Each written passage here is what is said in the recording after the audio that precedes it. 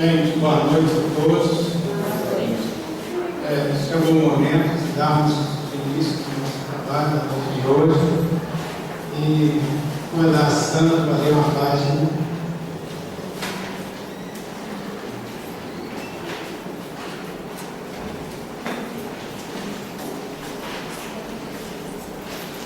Vocês podem acompanhar aqui, tá? Pela página. É do livro Vinha de Luz, ressuscitará. Disse-lhe Jesus: teu irmão há de ressuscitar.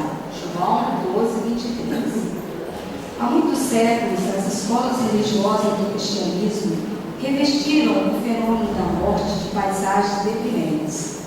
Padres que assumem atitudes hieráticas, ministros que comentam as flagelações do inferno, catafalcos negros e panos de luto. O que poderia criar tudo isso senão o pavor instintivo e o constrangimento obrigatório? Ninguém nega o sofrimento da separação. Espírito algum se furtará ao plantio da saudade no jardim interior. O próprio Cristo emocionou-se junto ao sepulcro de Lázaro. Entretanto, a comoção do celeste amigo edificava-se na esperança, acordando a fé viva nos companheiros que o ouviam. A promessa dele ao carinho fraternal de Marta é bastante significativa. Teu irmão há de ressuscitar, asseverou o mestre. Daí a instantes, Lázaro era restituído à experiência terrestre, surpreendendo os observadores do inesperado acontecimento. Gesto que se transformou em vigoroso símbolo. Sabemos hoje que o Senhor nos reergue em toda parte, nas esferas variadas da vida. A ressurreição vitoriosa é sublime nas zonas carnais e nos círculos diferentes que se dilatam ao infinito. O espírito mais ensombrado no sepulcro do mal e o coração mais duro são arrancados das trevas psíquicas para a luz da vida eterna. O Senhor não se sensibilizou tão somente por Lázaro. Amigo divino, a sua mão carinhosa se estende a nós todos. Reponhamos a morte em seu lugar de processo renovador e enchei-vos de confiança no futuro, multiplicando as sementeiras de afeições e serviços santificantes. Quando algum de vós perderdes temporariamente a companhia direta de um ente amado, recordai as palavras do Cristo. Aquela reduzida família de Betânia é a miniatura da imensa família da humanidade. Vamos ao início da prece. Senhor Jesus, divino e querido Mestre, nosso guia e modelo, neste momento, Senhor, rogamos-te por este momento onde encontramos nesta casa, pedindo a Ti, Senhor, pelos guias espirituais desta casa, que eles possam estar junto de nós, nos amparando a nossa companheira, que irá trazer a palavra da noite de hoje, que ela possa se sentir amparada e inspirada pelos nossos irmãos. Por tudo isso nós te pedimos, nós te agradecemos e fique conosco, hoje e sempre, e assim seja. Graças a Deus. Gente, a Gabriela, conhecida já quase todos que frequentam a casa, a Gabriela traz da casa. E a palavra. Boa noite, meus irmãos. Que o nosso Mestre Jesus ilumine os nossos pensamentos, para que nós possamos realmente interiorizar o conteúdo dessa noite. Pela página inicial, a gente pode perceber que o tema hoje é sobre a morte. Foi o tema proposto pela casa para ser desenvolvido na noite de hoje. E é um tema que nos traz ainda muito medo, muitas dúvidas, incertezas. Nós, muitas das vezes, nos pegamos na nossa família, alguns conhecidos, pessoas que já convivemos, e ela sempre vai passar por nós. Nós não temos como fugir da morte. Nós pensamos sim na morte do vizinho, do conhecido, do familiar, mas é difícil pensar também na nossa morte. Esse já é um assunto que a gente prefere não ficar pensando, né? no livro Fonte Viva, em uma das páginas, sobre a mão niveladora da morte. E é realmente isso. Por que é a mão niveladora da morte? Porque ela atinge a todos nós, independente de classe social, de idade, todos nós não temos como fugir da morte. Na questão 934 do Livro dos Espíritos, Kardec pergunta o seguinte: a perda de pessoas que nos são queridas não é uma daquelas provas que nos causam um desgosto tanto mais legítimo por ser irreparável e independente de nossa vontade? E os espíritos superiores respondem: é uma causa de desgosto que atinge tanto o rico quanto o pobre. É uma prova ou expiação. E a lei comum. É lei comum porque todos os seres humanos estão, invariavelmente, vão passar por isso em algum momento. Não temos como fugir desse tempo. E aí, já que nós não temos como fugir dele, ou porque já passamos, ou porque ainda vamos passar por esse sofrimento, por essa aflição, por isso que Kardec coloca esse tema também dentro desse capítulo 5 do Evangelho segundo o Espiritismo, que o título do capítulo é Bem-aventurados os aflitos. Ele coloca como mais uma das aflições que nós passamos. A morte, ela vem ceifar a todos nós, em algum momento, mais cedo ou mais tarde. E a doutrina espírita, ela vem nos auxiliar a aprendermos a lidar com isso. Nós precisamos nos educar para a morte. Não sei se todo mundo aqui já pensou nisso, mas a educação para a morte mesmo. Educação para passar por essa aflição em relação à nossa família, aos amigos, aos nossos conhecidos, como também para o nosso momento, porque nós vamos ter que dar conta desse momento. É intransferível. Quando chegar no meu momento, eu não vou poder passar esse momento supremo para outra pessoa. Kardec, também no Livro dos Espíritos, na questão 853, nos fala sobre isso. E andando mais um pouquinho, eu pensei e falei assim: vamos procurar lá no dicionário Aurélio o significado de morte, para a gente comparar com o significado que a doutrina espírita nos coloca.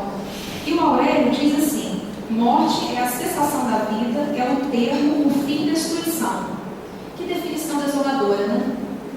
É o fim de tudo, é destruição, é o termo. Já a doutrina espírita, a visão espírita traz para nós uma visão completamente diferente, porque a morte não é mais do que um processo inovador. É um momento de transição em que nós vamos nos readaptar no plano espiritual, porque a vida ela é plena, ela continua do outro lado. Essa consolação que a doutrina espírita nos traz é uma consolação por quê? Porque nos esclarece quanto à vida futura, nos mostra como vai acontecer esse processo. Daí vem a questão da educação também para a morte, que a doutrina espírita nos traz. Por isso que o termo desencarne é um termo que nós usamos. Nós falamos muito na desencarnação. Nós preferimos não falar de morte. Não é a destruição. O que ocorre nesse processo é justamente isso. O nosso espírito desencarna. A gente perde essa casca, o corpo físico, esse envoltório, e o nosso espírito segue adiante para outros planos. Então a morte é uma mudança de faixa vibracional. Nós vamos viver em outros planos, seguir a nossa vida adiante. Na página inicial que a gente leu, do livro Vinha de Luz, essa passagem do Evangelho é aquela em que Jesus é procurado pelas irmãs, Marta e Maria, elas vão falar com ele que Lázaro tinha morrido. E Jesus vai ao encontro de Lázaro e tem toda aquela passagem que a gente já conhece do Evangelho, mas esse não é o foco que eu trouxe essa questão aqui hoje, essa página. As duas coisas que me chamaram a atenção para esse estudo de hoje é essa parte que Emmanuel nos fala dessas cristalizações que nós carregamos em relação à morte, essas mistificações, o que contribuiu muito para o nosso medo, né? Através de séculos e séculos, as religiões no mundo, elas transformaram a morte nessa questão temida, que nós teríamos que ter tanto medo, porque afinal de contas é o inferno, é sofrimento, é flagelação, é um sofrimento eterno. E aí Emmanuel vem e nos diz no final dessa página assim: reponhamos a morte em seu lugar de processo renovador. Então, na visão espírita, a morte é isso, processo renovador, mudança de plano vibracional. E é com essa visão que a gente vai começar esse estudo agora na noite de hoje. Que a gente consiga realmente vislumbrar isso e interiorizar no nosso coração. Porque esse processo é comum a todos nós e nós precisamos nos educar para passar por ele. Na questão 730 do Livro dos Espíritos, Kardec faz uma pergunta muito interessante. Deixa eu só achar aqui que eu vou ler na íntegra.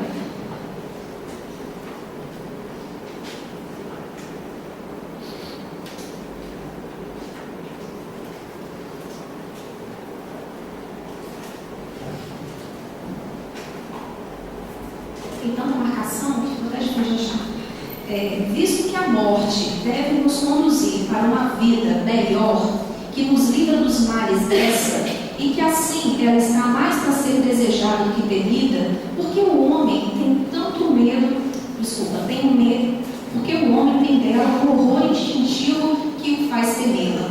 Uma pergunta interessante de Kardec, né? Afinal de contas, se a morte vai nos conduzir para uma vida mais feliz, mais plena, por que nós ainda temos tanto medo, tanto temor da morte? E os espíritos superiores nos respondem que o homem deve procurar prolongar sua vida para cumprir sua tarefa. Por isso, Deus lhe deu um instinto de conservação, que o sustém nas provas e sem o qual se deixaria muito frequentemente levar ao desencorajamento. Então, essa voz secreta que eles colocam aqui, que nós trazemos no nosso íntimo, é esse instinto de conservação que Deus também nos deu. Porque nós precisamos seguir o mais tempo possível aqui na Terra, na nossa existência atual, para poder cumprir com as nossas tarefas, para poder cumprir aquilo que nos foi designado na nossa reencarnação. E se não fosse esse instinto de conservação, muitas das vezes a gente ia procurar fugir dessa vida para uma vida melhor. Por isso que dá esse contrapeso para a gente. Nós temos um pouco de medo, já é instintivo. Só que o que aconteceu, na verdade, é que com tantas visões fantasiosas em relação à morte, à desencarnação, esse medo se tornou excessivo na nossa vida.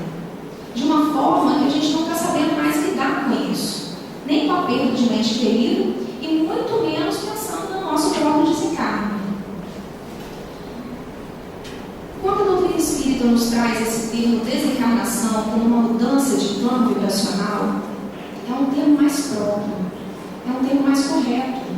Porque a morte sendo a destruição, e a gente sabe que nesse processo de desencarne só perdemos o corpo físico, o nosso espírito segue em frente, nós passamos a ter a consolação, a certeza que a doutrina espírita nos traz no reencontro com os nossos entes queridos no futuro, no plano espiritual. É muito triste a gente pensar que hoje nós estamos aqui, todos nós temos uma certidão de nascimento e um dia vamos ter uma certidão de óbito e seria só isso a nossa existência aqui na Terra? Será que seríamos só seres com uma certidão de nascimento e futuramente uma certidão de óbito? Isso seria muito triste.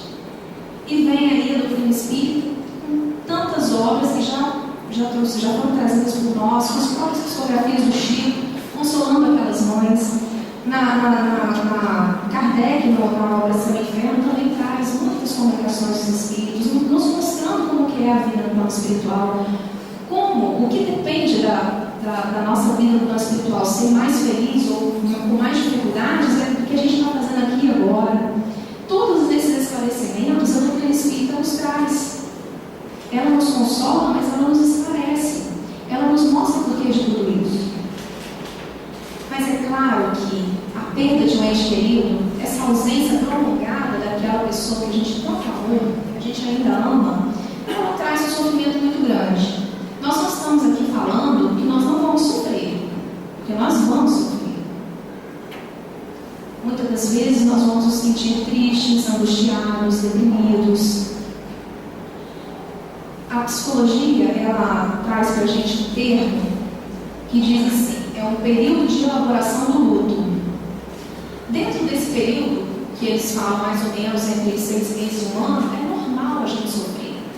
É normal a gente sentir saudade, a gente rever alguma situação, algum lugar que a pessoa passou, que a pessoa gostava de fazer. É normal a gente sentir saudade e chorar. Chorar mesmo. E a gente tem que vivenciar esse período. O problema acontece quando esse período se prolonga demais. E o tempo passa e a gente se entrega a uma depressão profunda, a uma melancolia profunda, a uma tristeza, e aquilo começa a causar até problemas de saúde na gente. Às vezes, as pessoas que perdem um ente querido começam a ter problemas gástricos, problemas de pressão, porque não conseguem, não aprenderam a lidar com esse período do luto, com esse período da perda. Apesar de ser uma perda aparente, porque a gente tem um reencontro no futuro, nós precisamos aprender a lidar com isso. A partir do momento que esse luto se torna patológico, que a gente sofre demais com ele, nós precisamos procurar ajuda de profissionais habilitados, sim, psicólogos e médicos, mas nós, espíritas, temos um dever a mais. Se isso acontecer com alguém da nossa família, com algum conhecido, com algum amigo, nós devemos indicar a pessoa a procurar a religião. Se for espírita, melhor ainda, porque ele vai ser esclarecido e consolado naquela questão. Nós temos o dever de fazer isso. Será que nós, quando perdemos um ente querido e nos apegamos demais aos pertences daquela pessoa, do que foi daquela pessoa, começamos a acumular aquilo tudo, será que isso vai fazer bem? Nós estamos levantando aqui, gente, algumas questões sobre a morte, para a gente tentar levantar alguns pontos só para a gente raciocinar um pouco. Esse apego demasiado aos bens, aos pertences que foram do ente querido que desencarnou, não vai nos fazer bem. E muito menos para aquele espírito que desencarnou. Os nossos pensamentos, os nossos sentimentos, tudo que se passa no nosso coração, no nosso pensamento, chega até eles. Não existe distância. Nós vamos ver depois uma mensagem de Emmanuel que fala sobre isso. Não existe nenhuma distância. O nosso sofrimento exagerado, o nosso apego exagerado a esses bens, eles também vão sofrer do outro lado, e muitas das vezes nós vamos prejudicar o avanço espiritual daquele ente querido, daquele ser que desencarnou. Nós temos que parar para pensar nisso se a gente não está tendo em algum momento determinadas atitudes que podem, em vez de ajudar, vai só prejudicar o nosso ente querido. E aí, dentro desse capítulo sobre perda de entes queridos, tem um item, que é o item 21, que fala de mortes prematuras. Nós vamos transcrever aqui na íntegra a passagem do Evangelho, que é uma mensagem do Espírito Sanson, antigo membro da Sociedade Espírita de Paris, em 1863. Sanson, quando encarnado, ele participava da Sociedade Espírita de Paris, que foi a sociedade criada por Kardec. Então a gente está falando do início do Espiritismo. E ele era um frequentador da sociedade, só que ele adoeceu, ele passou um período de sofrimento muito grande, e já prevendo que ele iria desencarnar, ele pediu aos dirigentes da Sociedade Espírita que evocassem o espírito dele depois de desencarnado, porque ele queria contribuir mais com a doutrina, dando relatos da vida no plano espiritual. E foi isso que aconteceu. Esses relatos estão na obra Céu e Inferno. Aqui nessa obra há a explicação dessas questões que eu estou falando. E essa mensagem, então, é a mensagem do Espírito Sanson. O que ele diz para a gente sobre morte prematura, que Kardec colocou dentro do Evangelho essa passagem. Tá? Vamos lá. O Evangelho diz assim, essa mensagem: quando a morte vem ceifar em vossas famílias, levando sem consideração os jovens em lugar dos velhos, dizeis frequentemente: Deus não é justo, pois sacrifica o que está forte e com grande futuro pela frente, para conservar os que já viveram longos anos, carregados de decepções, pois leva os que são úteis e deixa os que não servem para nada mais. Fere o coração de mãe, privando da inocente criatura que era toda a sua alegria. Está entre aspas, isso que o Espírito coloca, porque esse é o nosso pensamento, esse é o nosso primeiro pensamento. Na nossa visão limitada, na nossa visão, só existe a vida material aqui na Terra. Então, o que a gente vai pensar? Não vamos entender a justiça de Deus, que leva uma criança e deixa um idoso, ou deixa uma pessoa doente, uma pessoa com uma dificuldade maior. Mas será que é assim mesmo? Será que essa nossa visão material está correta? Criaturas humanas, é nesse ponto que precisais elevar-vos acima do terra da vida, para compreenderes que o bem está muitas vezes onde pensais ver a cega calamidade. Por que medir a justiça de vós. Podeis pensar que o Senhor dos mundos queira por um simples capricho infligir-vos penas cruéis? Deus, nosso bom Pai, jamais escolheria um dos seus filhos para sofrer mais do que outros. Dentro do livro dos Espíritos, quando Kardec pergunta aos espíritos superiores sobre Deus, tem lá os atributos da divindade. E o nosso Pai é todo bondade, todo amor, toda justiça. Se Deus é justo e nós sofremos, é porque a causa deve ser justa. Não existe injustiça na lei divina. Só que nós, muitas das vezes, queremos medir a justiça divina pela nossa medida, pela nossa visão estreita aqui da vida. Nada se faz sem uma finalidade inteligente. E tudo que acontece tem a sua razão de ser. Se perscrutasseis melhor todas as dores que nos atingem, sempre encontraríeis a razão divina, razão regeneradora, e vossos miseráveis interesses representariam uma consideração secundária que relegareis ao último plano. A doutrina espírita nos coloca isso. Tudo o que acontece aqui, ou em qualquer lugar do universo, tem uma finalidade, tem uma utilidade, tem um motivo, por quê? Nada acontece no mundo sem essa finalidade inteligente, porque tudo foi criado por Deus. Essa razão divina é uma razão regeneradora, sim. Por quê?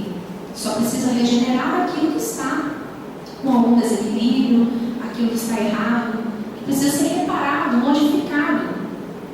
E se nós sofremos, é por isso. É porque antes erramos, e a lei de causa e efeito está aí, uma lei divina. Se nós sofremos as consequências hoje, se nós sofremos a perda de um ente querido, qualquer outro revés, porque nesse capítulo Bem-aventurados os aflitos tem várias expressões, essa é só mais uma.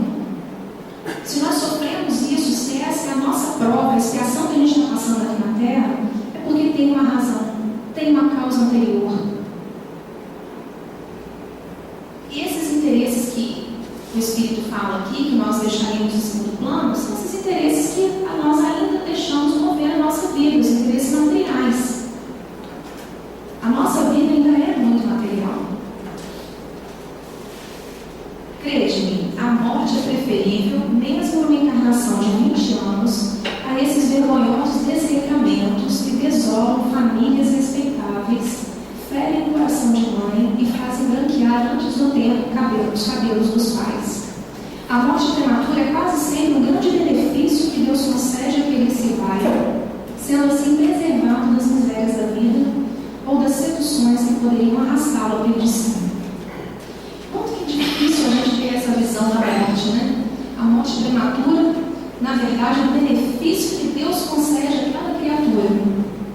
Que é difícil a gente ainda ter essa visão, mesmo nós, como espíritas, precisamos realmente compreender isso e interiorizar isso. Será que aquela morte prematura que ocorreu não estaria evitando um problema maior, uma dificuldade maior? A gente não sabe se aquele espírito iria sucumbir nas suas provas, nas suas dificuldades. Porque todos nós estamos aqui para tentar evoluir, tentar deixar para trás o homem velho, não errar mais, adquirir virtudes, bons sentimentos, sermos mais amoráveis com o semelhante, mais fraternos, menos egoístas. Mas será que aquele que desencarnou prematuramente, que a gente falsamente acharia que teria um futuro brilhante pela frente, será que ele não se perderia nos vícios, nos desregramentos, nas dificuldades?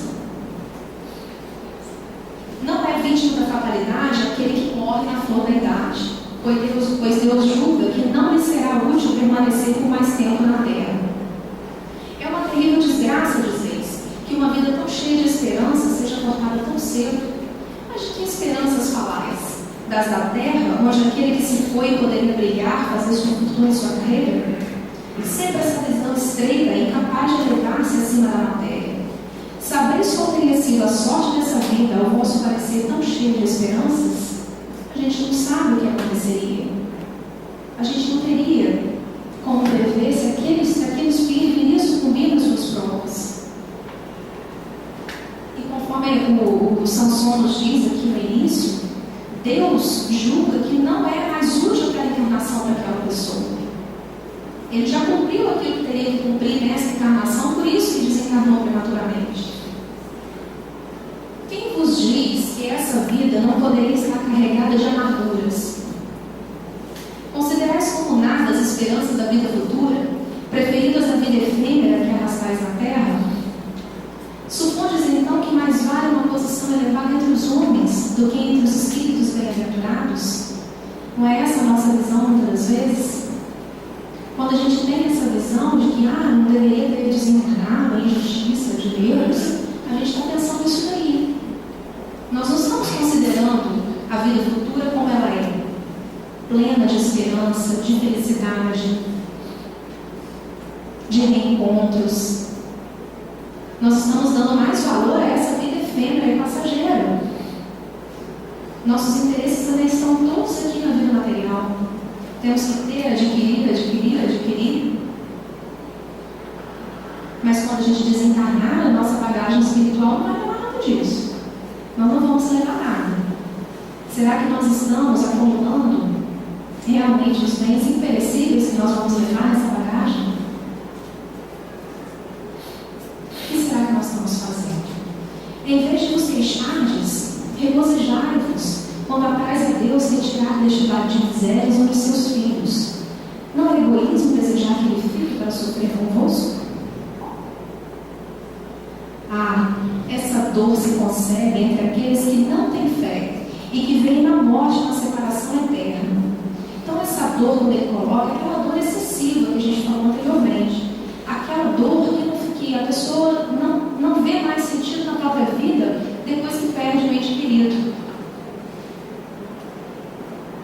Essa dor, ela só é concebível entre aqueles que não acreditam, que não têm fé, não têm confiança em Deus, na vida futura, nas esperanças que o próprio Cristo nos deixou. No capítulo 2 do Evangelho, que não é o tema de hoje, mas está lá. Quando Jesus diz: meu reino não é deste mundo.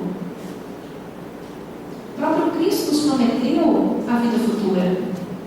Claro que o Espiritismo vem agora esclarecer como é esse mecanismo, de uma forma bem sólida e clara, para nos trazer essa consolação. E aí o Espírito continua: vós espíritas, porém, sabeis que a alma vive melhor quando livre do seu invólucro corporal. Mães, sabeis que vossos filhos bem-amados estão perto de vós. Sim, estão muito perto. Seus corpos fluídicos vos envolvem, seus pensamentos vos protegem, vossa lembrança os embriaga de alegria, mas também as vossas dores sem razão os afligem, porque revelam uma falta de fé e constituem uma revolta contra a vontade de Deus. É aquilo que a gente falou. Os nossos pensamentos, as nossas lembranças, a forma que nós vamos lembrar do ente querido, isso tudo vai chegar até eles. No Livro dos Espíritos, a questão 936, fala justamente disso. Kardec pergunta aos espíritos: como as dores inconsoláveis dos sobreviventes afetam os espíritos a que eles se dirigem? Então, como essas dores nossas, inconsoláveis, essa dor que a gente acaba se revoltando muitas vezes contra a vontade de Deus, como isso chega até esses espíritos desencarnados? E a resposta dos espíritos superiores é: o espírito é sensível à lembrança e aos lamentos daqueles que amou, mas uma dor incessante e irracional o afeta penosamente, porque ele vê nessa dor excessiva uma falta de fé no futuro e de confiança em Deus, e por conseguinte um obstáculo ao progresso e talvez até ao reencontro. Claro, por que uma dificuldade até para o reencontro no futuro? Se nós nos entregamos a blasfêmias, a essa lastimação sem fim, a revolta contra a vontade divina, quando nós desencarnarmos, provavelmente a gente vai até retardar esse encontro com o ente querido. A conformação, a aceitação, a serenidade, ela precisa fazer parte desse processo da nossa vida. Nós precisamos nos conformar, aceitar a vontade divina. E também, conforme os Espíritos falaram aqui, essas dores, esses lamentos chegam até eles. Vai ter um determinado momento da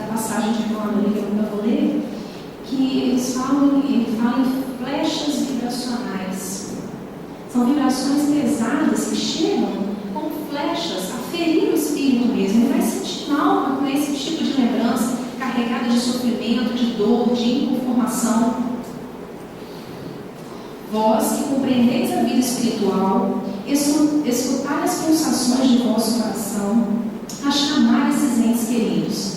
E se pedirdes a Deus que os abençoe, sentireis em vós mesmos a consolação poderosa que faz secarem as lágrimas. Sentireis aspirações grandiosas que vos mostrarão o porvir que o soberano Senhor prometeu. Esse é o final da mensagem de Sansão.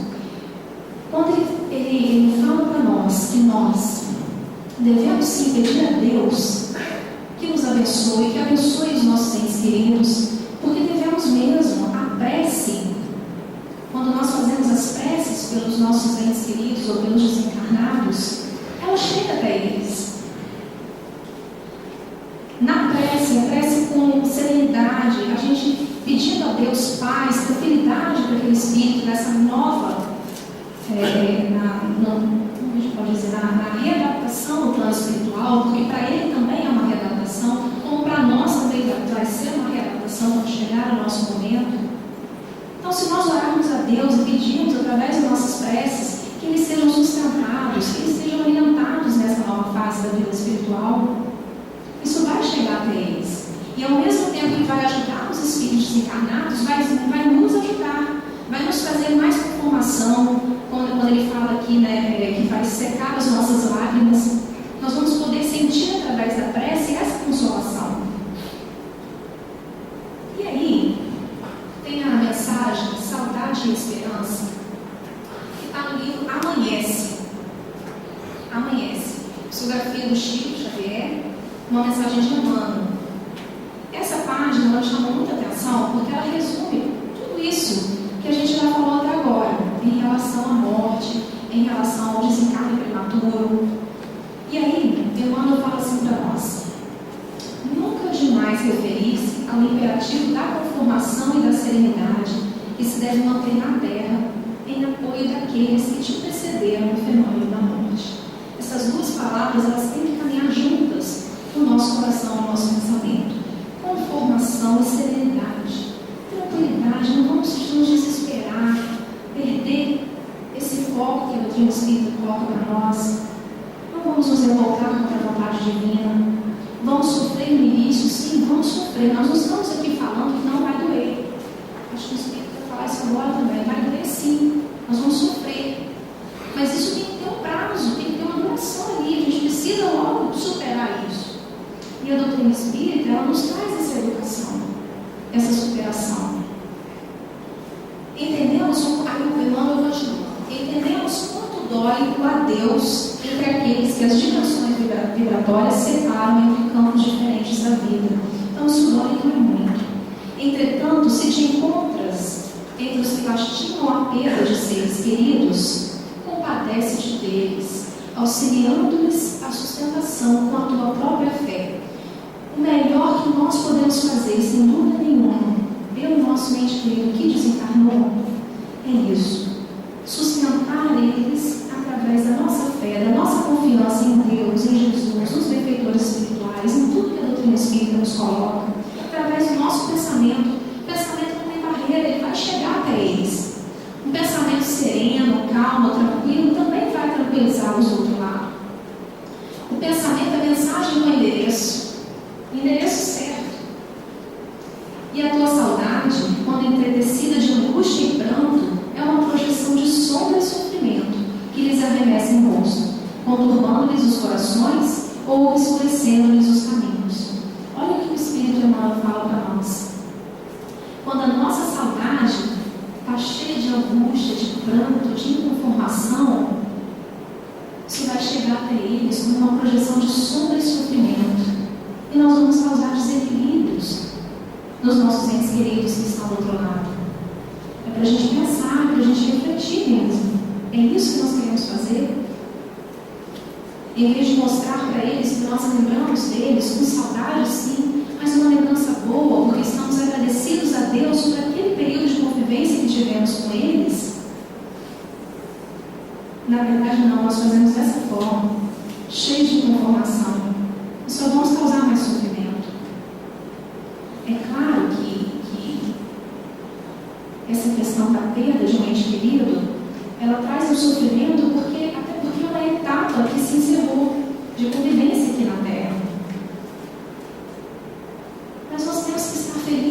devíamos conviver com aquele ser, mesmo que tenha sido por pouco tempo. Nós temos que ser gratos a Deus pela oportunidade da convivência. Com certeza, por menos tempo que tenha sido, nos enriqueceu aquele espírito de alguma forma. Além do que a convivência é para nós exercitarmos o amor entre nós. É para estreitar esses laços fraternos. E só por isso a gente já deve ser agradecido a Deus. E aí, andando mais um pouquinho, Emmanuel falou assim: sobretudo, não te revoltes contra a divina providência, como se estivesses provocando a perpetuidade de tua dor. Porque é isso que acontece quando a gente se deixa a revolta tomar conta do nosso coração. Nós, na verdade, estaríamos perpetuando a dor. Nós não estaríamos resolvendo o problema, a gente estaria aumentando a dor e tornando mais constante. A desencarnação sem complexos de culpa é o melhor que pode acontecer a todos aqueles que partem no rumo de vivências novas na vida espiritual. E agora Emmanuel vai trazer alguns casos para a gente muito interessantes. Esse companheiro deixou o corpo depois de perigoso acidente circulatório para não ser algemado à paralisia por longos meses. Então, muitas das vezes, houve um desencarne antes do tempo, prematuro, segundo a nossa visão, mas será que aquela pessoa não sofreria mais preso na cadeira de rodas, preso numa cama, ou um sofrimento muito maior? A gente não sabe. Outro caso, aquele que se desvencilhou do envoltório material no curso de grave enfermidade, forrando-se aqui no sentido de furtando-se, a provação de contrair perturbações mentais irreversíveis. E esse caso em que a pessoa desencarna, mas se continuasse encarnado, no futuro poderia desenvolver esses problemas mentais que o Espírito fala aqui. A gente não sabe qual seria o futuro, né? O que o futuro aguardaria para aquele Espírito, para aquela pessoa encarnada. Nossos julgamentos são muito limitados. Nós não temos a visão do todo da vida daquele espírito no antes dessa encarnação atual e na visão atual depois que ele desencarnou, que ele perdeu o corpo físico. Essa visão ampla da vida é uma visão de Deus. Deus é que sabe o antes e depois da nossa vida. Nós, por enquanto, pelo esquecimento do passado, nós não nos recordamos nada disso. Então, nossa visão é limitada. Nossos julgamentos, nós sempre gostamos de julgar muito, mas nossos julgamentos são completamente parciais. Nós não sabemos o todo, a história toda de cada um. Outro caso, outro liberou-se da experiência humana no estado de aula da juventude por haver encerrado os ciclos de resgates determinados de modo a promover-se na esfera de revelação. Às vezes a gente fala tão jovem, né? Morreu tão jovem, a gente no futuro. Mas na verdade, conforme a gente já viu naquela página de Samson, que está no Evangelho segundo o Espiritismo, se desencarnou é porque tinha que ser daquela forma. Não existe nada sem uma finalidade útil. Se ele desencarnou prematuramente é porque ele já cumpriu aquilo que foi programado para ele nessa encarnação.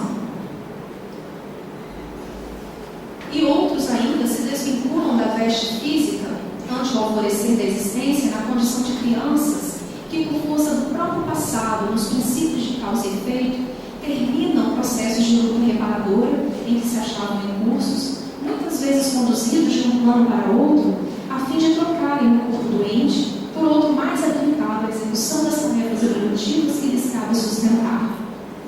É justamente disso que eu estava falando agora na outra slide, sobre isso.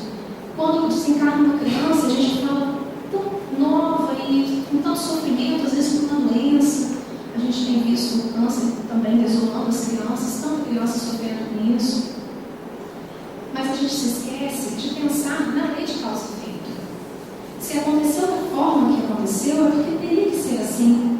A gente não conhece o passado daquele ser.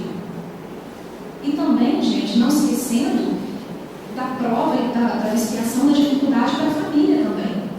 Mas tudo com uma utilidade. Se nós sofremos, é porque nós temos que passar por isso. É necessário, além disso, nós anteriormente causamos desequilibramos com a lei, nos desequilibramos com a lei divina e por isso sofremos.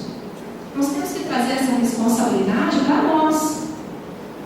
Porque a doutrina espírita faz isso, ela nos ensina que nós somos responsáveis por tudo aquilo. E se a causa do nosso sofrimento não está nessa vida, a gente tem o conhecimento conhecimento espírita é uma causa que está em outra existência. Na verdade, só a reencarnação para explicar tanta diferença entre os sofrimentos aqui na Terra. Pessoas que sofrem, a gente acha, né, que sofrem mais ou que sofrem menos do que outros semelhantes. Mas para entender a justiça das aflições, a justiça divina nessas aflições, só a reencarnação. Só essa chave que a doutrina espírita nos traz. E a lei de causa e efeito nos mostra isso. Se o efeito, se a consequência hoje é sofrida por nós e nós não achamos essa causa na existência atual, é porque ela está em outra existência. E se desencarna uma criança, é porque ela encerrou naquele momento aquela etapa reparadora. E no futuro, conforme o Emmanuel fala aqui para nós, ela vai trocar, vai vir um outro, aquele espírito vai ter um novo corpo, uma nova oportunidade de retornar aqui na Terra. Mas naquele momento ela teria que ter passado por aquilo. Diante dos chamados mortos, a quem tanto amas, não lhes agraves os problemas com as flechas vibratórias do sofrimento, marcava fogo de inconformidade ou rebeldia. Olha o nosso pensamento, gente. Nosso pensamento chega até eles. E pode chegar dessa forma, causando um sofrimento muito maior. Em vez de ser uma lembrança boa, uma lembrança que os deixaria felizes por eles estar sendo lembrados, poderia causar mais sofrimento. Padecendo embora o vazio na própria alma, ou seja, o espírito reconhece que quando nós perdemos um ente querido, fica um vazio. É uma perda, é uma separação momentânea. Nós sofremos. Mas ilumina a saudade com as preces da esperança e envia-lhes reconforto e encorajamento, amparo e consolação. Através das nossas preces, nós podemos enviar esses consolos para eles. Nós podemos iluminar a nossa saudade com essa esperança, com esse reconforto, com essa serenidade que Emmanuel fala para nós.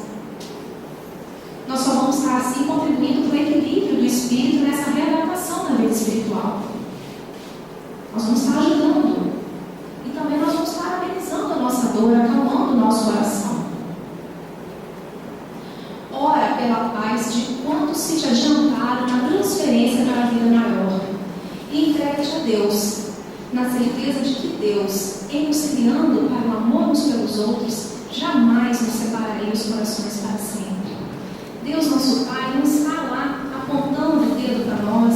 Você vai sofrer isso, você vai sofrer aquilo, você vai perder um ente querido agora, você vai ter uma doença grave. Não está aqui falando nada, apontando entre os seus filhos. Deus nos criou para o amor, para a felicidade, para nós conquistarmos a nossa evolução. Se nós ainda sofremos, infelizmente, é porque somos espíritos rebeldes. Ainda transgredimos a lei divina. Ainda erramos muito. Mas nós precisamos mudar esse quadro. E esse convite da doutrina espírita, a trazer essa educação para a morte da nossa vida, é justamente para que a gente consiga viver uma vida material, sim, mas vislumbrando o futuro.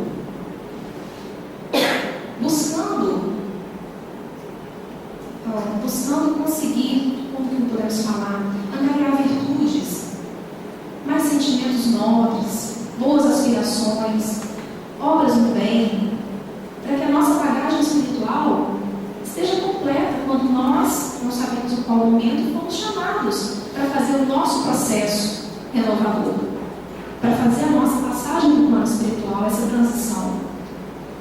Nós não podemos mais ser pegos de surpresa. E não adianta falar, mas eu não queria ir agora, ainda era tão cedo. Não é jantar. Já que nós não sabemos o momento, esse convite que a doutrina espírita nos faz é por agora. O que nós estamos fazendo aqui agora? Nós precisamos refletir em tudo isso. A educação para a morte, ela tem essa dupla visão. Nós precisamos nos educar para o nosso futuro, para o nosso próprio desencarne, mas também nós precisamos estar educados agora, porque todos nós já perdemos ou vamos perder entes queridos. Nós precisamos nos conformar, entregar o nosso coração a Deus, o nosso pensamento, que ele seja mais equilibrado, mais sadio, para que possamos ajudar esses entes queridos. E esse final de Emmanuel é espetacular. Deus nos criou para o amor uns pelos outros. E por isso Ele jamais nos separaria os corações para sempre. Está no livro Amanhece essa mensagem. E eu quero passar também para vocês uma reflexão.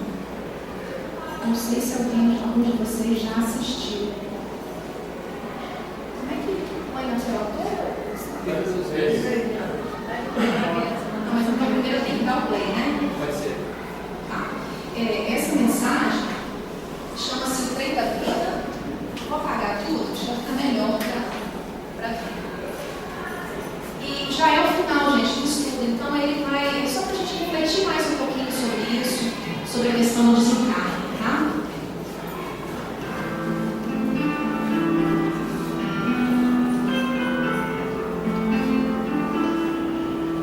Você já viajou de trem alguma vez? Numa viagem de trem podemos encontrar uma grande diversidade de situações ao longo do percurso. E a nossa existência terrena também pode ser comparada a uma dessas viagens mais ou menos longa. Primeiro porque é cheia de embarques e desembarques, alguns acidentes, surpresas agradáveis em alguns embarques e grandes tristezas em algumas partidas. Quando nascemos, entramos no trem e nos deparamos com algumas pessoas e desejamos que estejam sempre conosco. São nossos pais. Infelizmente, isso não é verdade. Em alguma estação, eles descerão nos deixando órfãos de seu carinho, amizade e companhia insubstituíveis. Mas isso não impede que durante a viagem outras pessoas especiais embarquem para seguir viagem conosco. São nossos irmãos, amigos, amores. Algumas pessoas fazem dessa viagem um passeio, outras encontrarão somente tristezas, e algumas circularão pelo trem prontas a ajudar a quem precise. Muitas descem e deixam saudades eternas. Outras passam de uma forma que, quando desocupam seu assento, ninguém percebe. Curioso é constatar que alguns passageiros que nos são caros se acomodam em vagões distantes do nosso, o que não impede, é claro, que durante o percurso nos aproximemos deles e os abracemos, embora jamais possamos seguir juntos, porque haverá alguém ao seu lado ocupando aquele lugar. Mas isso não importa, pois a viagem é cheia de rodeos, sonhos, fantasias, esperas, despedidas. O importante mesmo é que façamos nossa viagem da melhor maneira possível, tentando nos relacionar bem com os demais passageiros, vendo em cada um deles o que entende melhor. Devemos lembrar sempre que em algum momento do trajeto eles poderão fraquejar, e provavelmente precisemos entendê-los, porque nós também fraquejaremos muitas vezes, e certamente haverá alguém que nos entenda e atenda. A grande diferença, afinal, é que no trem da vida jamais saberemos em qual parada teremos que descer, muito menos em que estação descerão nossos amores, nem mesmo aquele que está sentado ao nosso lado. É possível que quando tivermos que desembarcar, a saudade venha nos fazer companhia, porque não é fácil separar dos amigos, nem deixar que os filhos sigam viagem sozinhos. Com certeza, será muito triste. No entanto, em algum lugar há uma estação principal para onde todos seguimos. E quando chegar a hora do reencontro, teremos grande emoção em poder abraçar nossos amores e matar a saudade que nos fez companhia por um longo tempo. Que a nossa breve viagem seja uma grande oportunidade de aprender e ensinar, entender e atender aqueles que viajam do nosso lado, porque não foi o acaso que os colocou ali. Que aprendamos a amar e a servir, compreender e perdoar, pois não sabemos quanto tempo ainda nos resta até a estação onde teremos que deixar o trem.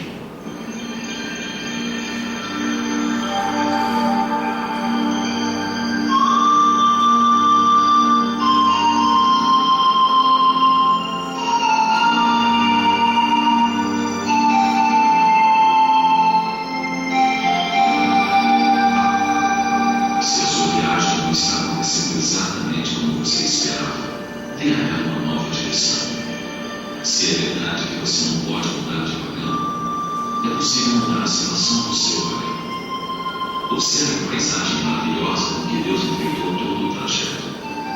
Busque uma maneira de dar utilidade às horas. Preocupe-se com aqueles que seguem viagem ao seu lado. Deixe de lado as queixas e faça algo para que a sua estrada fique marcada com rastros de luz. Pense nisso. E boa viagem.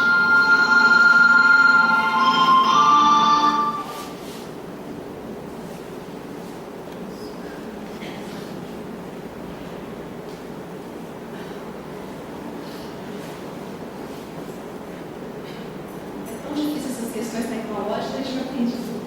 Bom, meus irmãos, para finalizar, só vou repetir a frase de Luana na página inicial que a tia Sandra deu para a gente. Reponhamos a morte em seu lugar de processo renovador e enchei-nos de confiança no futuro, multiplicando as sementeiras de afeições e serviços santificantes. Porque é isso que vai trazer tranquilidade para o nosso espírito, para a nossa consciência no futuro. Nós precisamos rechear a nossa vida agora de afeições, sim, aumentar o nosso ciclo de amizade, porque todos nós somos fraternos, somos irmãos, e também de obras, de boas obras também. Precisamos encher essa nossa bagagem de boas obras. Que Jesus nos abençoe, um Feliz Natal para todos, obrigado pela paciência de escutarem, e que todos nós possamos interiorizar, realmente sentir no nosso coração todas essas questões sobre a morte. Não é nada mais que uma breve passagem. Graças a Deus.